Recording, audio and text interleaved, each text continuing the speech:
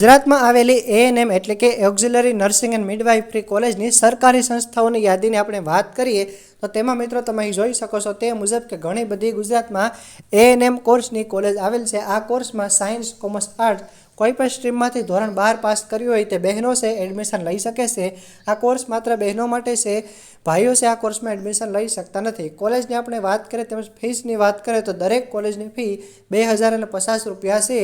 તેમજ તમે અહીં જોઈ શકો છો કે જે અભ્યાસક્રમ છે તે ગુજરાતીમાં છે તમને ભણાવવામાં આવે છે એએનએમ કોર્સમાં। એએનએમ કોર્સની સંસ્થાઓની યાદીની વાત કરીએ તો તમે અહીંથી જોઈ શકો છો તે મુજબ ગુજરાતમાં ઘણી બધી કોલેજ આવેલ છે, જેમ કે અમદાવાદ છે, અમરેલી છે, બનાસકાંઠા, ભરૂચ, દાહોદ તેમજ અલગ અલગ જિલ્લા છે જેમ કે ડાંગ, આહવા તેમજ જે જામનગરમાં કોલેજ આવેલ છે, ભુજમાં આવેલ છે, કચ્છમાં આવેલી છે, ત્યારબાદ મહેસાણા છે, નર્મદા છે, નવસારી, પાટણ, સિદ્ધપુર તેમજ અલગ અલગ આણંદમાં પણ આવેલી છે, મોરબી, રાજકોટ તેમજ અહીંથી જોઈ શકો છો તે મુજબ ઘણા બધા અલગ અલગ જિલ્લા છે।